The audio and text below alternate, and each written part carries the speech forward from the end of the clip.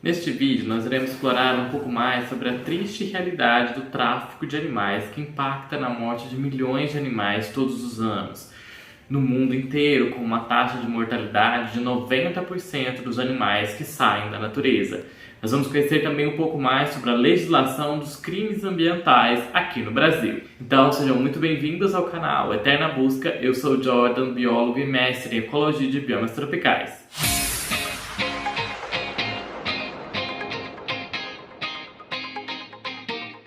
Ter a companhia de um animal de estimação não é nada muito excepcional. 57% de todas as famílias globais já o fazem. Durante os períodos de inquietação, a tutela dos animais de companhia parece aumentar bastante, como foi observado durante a pandemia do coronavírus. Enquanto cães e gatos são os animais de companhia mais comuns, outro lado da história são os animais de estimação exóticos. No Brasil, o hábito humano de coletar e domesticar animais selvagens, ou seja, papagaios, macacos, tartarugas e cobras para terem como animais de estimação advindos da floresta tropical, tem sido algo bastante comum ao longo da nossa história humana, principalmente em populações que têm um contato direto com as áreas de mata. A demanda por animais de companhia raros e únicos em todo o mundo é um dos principais componentes do tráfico de animais selvagens. E isso se aplica também aqui no Brasil. A atratividade de espécies da flora tropical para o mercado de animais de companhia exóticos é bastante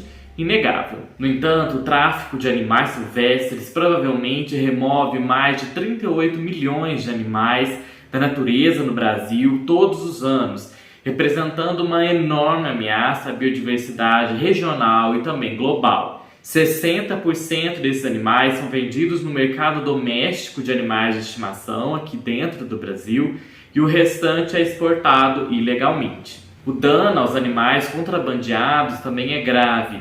De cada 10 animais capturados, em média, apenas um chega ao destino final pretendido.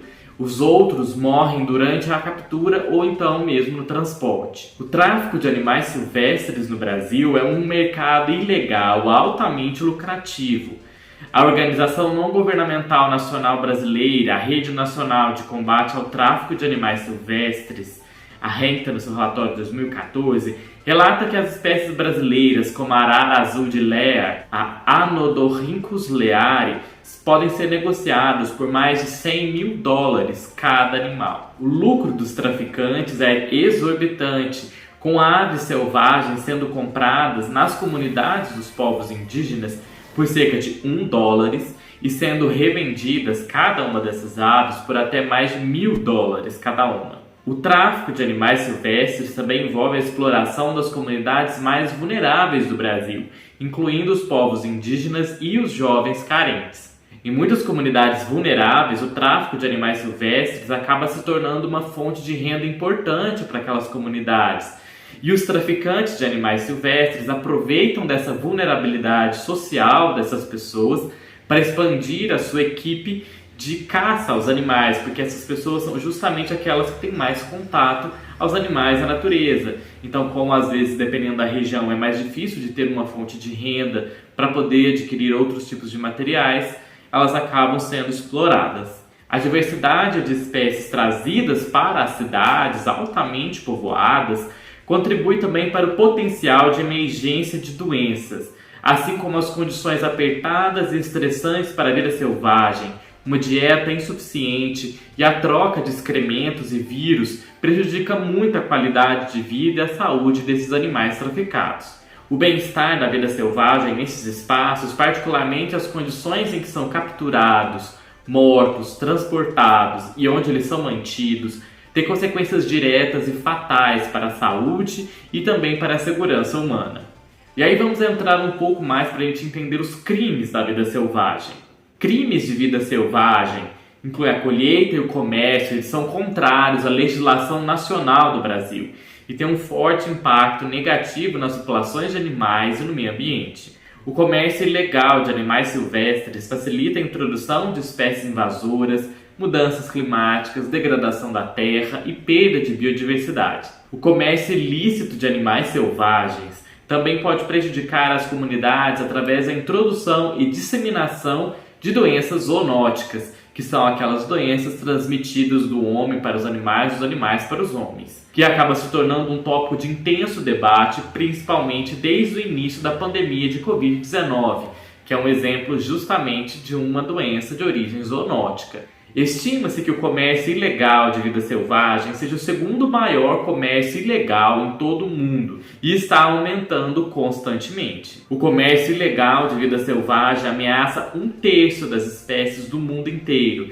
e as espécies mais conhecidas que sofrem essa ameaça são o rinoceronte, pelo seu chifre, e o elefante, pelas suas presas, justamente em busca do seu marfim. Um grande número de animais não humanos é traficado anualmente, muitos dos quais são direcionados para os mercados internacionais de animais de estimação, inclusive para colecionadores que mantêm animais exóticos em zoológicos privados, como símbolos de status, poder e riqueza. Estima-se que os crimes contra o meio ambiente valham entre 91 a até 259 bilhões de dólares de forma anual, enquanto se acredita que aqueles contra os animais selvagens sejam avaliados entre 5 e 35 bilhões de dólares todos os anos. Essas altas receitas são resultantes da forte demanda global por produtos da vida animal selvagem e dos produtos e da própria vida animal. Animais traficados são usados para consumo humano, medicina tradicional, como símbolos de status, criação de artefatos, investimentos financeiros e também como animais de estimação exóticos. Esse é um dos desafios únicos em comparação com outros tipos de atividades ilícitas, onde normalmente há uma variação limitada nos tipos de usos e também nos tipos de mercadorias que são negociadas. O comércio de animais silvestres ele não é um fenômeno moderno, ele já existe há milhares de anos. As culturas europeias, por exemplo, elas usavam marfim dos animais traficados da África para produzir joias e ferramentas. Os romanos exterminaram populações de elefantes no norte da África e na Ásia Menor devido justamente ao seu desejo de marfim. Fora a exploração das ostras para retirada de pérolas. E se você quiser saber mais sobre as pérolas, a sua extração e a nossa história com elas, confere lá esse vídeo que eu vou deixar indicado aqui, que é bem legal. Hoje, o crime contra a vida selvagem envolve o comércio ilegal através das fronteiras internacionais. E isso abrange mais de 150 países e mais de 37 mil espécies de animais e de plantas. Essas estimativas econômicas altamente incertas e variáveis, elas não dizem nada sobre os danos, os abusos e as mortes infligidas aos animais inocentes. Portanto, seria errado destacar apenas os ganhos ou perdas financeiras envolvidos no comércio desses animais, porque isso pode fazer alguém perder o vislumbre, e também perder e perpetuar o problema real em questão aqui, que é justamente o sofrimento maciço, a extinção das espécies, a perda da biodiversidade e a destruição de ecossistemas inteiros produzidos pelo abuso do poder injusto e antropocêntrico por parte dos seres humanos. E aí nós vamos entrar agora um pouco na lei de crimes ambientais aqui do Brasil. Crimes ambientais são as condutas previstas em lei que violam o meio ambiente. Quando se fala em meio ambiente, nós podemos entender como o meio ambiente natural, que inclui a água, o solo, o ar, a flora e a fauna, e etc. O bem cultural, que inclui o patrimônio artístico, histórico, turístico e arqueológico, etc. E o bem artificial, que é aquele dentro do ambiente urbano, que inclui as ruas, praças, calçadas e áreas coletivas. Segundo o artigo 29 da Lei 9.605, caracteriza-se crime ambiental contra a fauna: matar, perseguir, caçar, apanhar, utilizar espécimes da fauna silvestre, nativos ou em rota migratória, sem a devida licença, permissão ou autorização do órgão competente. Para maior esclarecimento, entende-se por fauna o conjunto de animais próprios de uma região, de um meio ambiente ou de uma época geológica. A legislação brasileira protege os animais silvestres, qualquer espécie nativa ou migratória, seja ela terrestre ou aquática, que vive dentro dos limites do território brasileiro. As leis dos crimes ambientais também tratam do transporte e da comercialização de animais abatidos ilegalmente, a pesca ilegal, saque ou uso de explosivos ou substâncias que tenham efeitos semelhantes quando em contato com a água, e ou o transporte ou a comercialização de espécies resultantes desse processo. Também inclui a caça ilegal ou predatória de animais em extinção ou fora da época e entrada em áreas protegidas com ferramentas apropriadas para a atividade, ferir, abusar, maltratar ou mutilar qualquer animal selvagem, experimentos que possam causar dor e sofrimento aos animais, e também a descarga de esgoto, substâncias tóxicas ou outros meios proibidos que possam resultar na morte ou extinção de espécies aquáticas. A pena mínima prevista é de 6 meses a 1 ano, mais multa. Em caso de circunstâncias agravantes, a pena pode ser aumentada em até 3 vezes. As mesmas penas mínimas aplicam-se ao impedimento da reprodução da fauna e à destruição, alteração ou destruição do ninho, santuário ou criadouro natural ou qualquer espécie protegida por lei. E dentro desse cenário, tem o problema no Brasil da questão da caça. De acordo com a Lei 5.197 de 1967, nos artigos 1º, 2º, 3º e 4º, a caça é proibida no Brasil. Artigo 1º. Os animais de qualquer espécie, em qualquer fase do seu desenvolvimento e que vivam naturalmente fora do cativeiro, constituindo a fauna silvestre, bem como seus ninhos, abrigos e criadouros naturais, são propriedades do Estado, sendo proibida a sua utilização, perseguição, destruição, caça ou apanha. O artigo 2º. É proibido o exercício da caça profissional em território brasileiro. Artigo 3º. É proibido o comércio de espécies de fauna silvestre e de produtos e objetos que impliquem na caça, perseguição, destruição ou apanha. E artigo 4º. Nenhuma espécie poderá ser introduzida no país sem parecer técnico oficial favorável e licença expedida na forma de lei. A caça é uma forma de covardia contra os animais que merecem viver livres e protegidos e sem sofrimento. A única espécie cuja caça é permitida por lei no Brasil é a do javali, para realização de controle populacional, com exceção para a caça de subsistência em algumas localidades e a caça com propósito científico. O controle da espécie do javali foi autorizado pelo IBAMA em 2013, de acordo com as regras estabelecidas pela Instrução Normativa número 3 de 2013, e também as suas alterações. Há registro da presença de javalis em 15 unidades da Federação, incluindo Rio Grande do Sul, Santa Catarina, Paraná, Mato Grosso do Sul, Mato Grosso, Goiás, Distrito Federal, Roraima, Tocantins, Maranhão, Bahia, Minas Gerais, São Paulo, Espírito Santo e Rio de Janeiro. O javali foi classificado como uma das 100 piores espécies exóticas invasoras do mundo pela União Internacional de Conservação da Natureza, pela sua alta capacidade de reprodução, adaptação e a não existência de predadores naturais, ameaçando toda a biodiversidade brasileira. Reforçando que aqui no canal nós também temos um outro vídeo na qual nós falamos um pouco sobre essa questão dos javalis, na qual nós falamos sobre os catetos, que é uma espécie nativa aqui do Brasil de porco selvagem, do mato. Depois, se você quiser saber mais sobre esse animal, que foi o tema do meu mestrado, confere lá esse vídeo, ficou bem legal. E entrando brevemente para vocês entenderem um pouco sobre os crimes contra a flora. De acordo com o artigo 38 da Lei 9.605, caracteriza-se crime ambiental contra a flora destruir ou danificar florestas consideradas de preservação, mesmo aquelas em formação, ou utilizar com infringência das normas de proteção, entendendo como flora o conjunto de plantas ou vegetais nativos de uma região.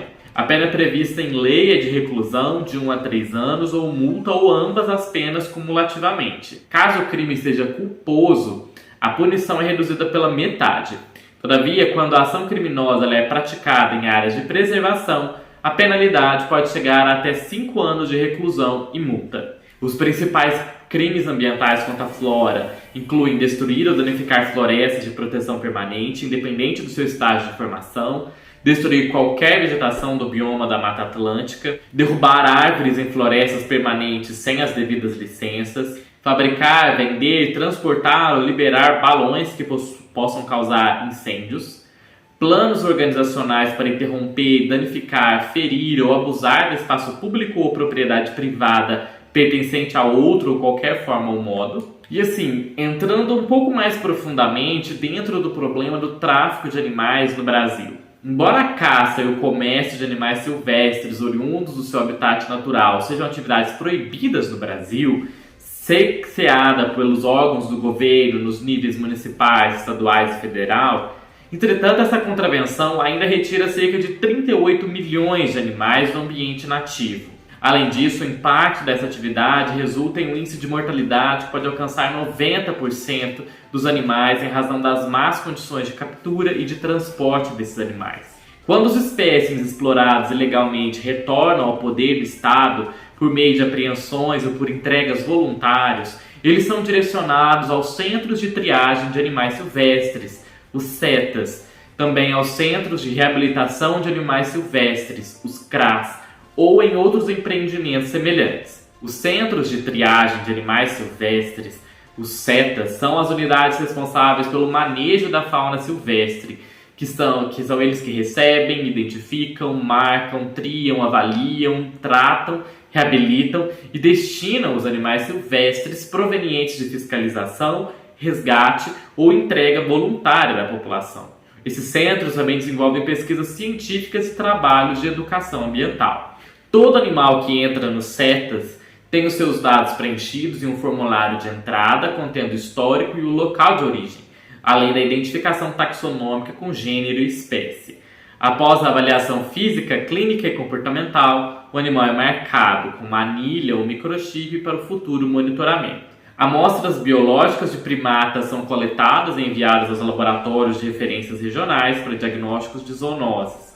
Também são realizadas coletas de amostras de outras espécies para diagnósticos de doenças e posterior tratamento dos animais que sejam doentes. A partir da avaliação feita por biólogos e veterinários, os animais inaptos a solturas eles serão destinados para cativeiro, para empreendimentos de fauna que sejam registrados junto ao IBAMA. E os que são aptos à soltura serão soltos em áreas cadastradas.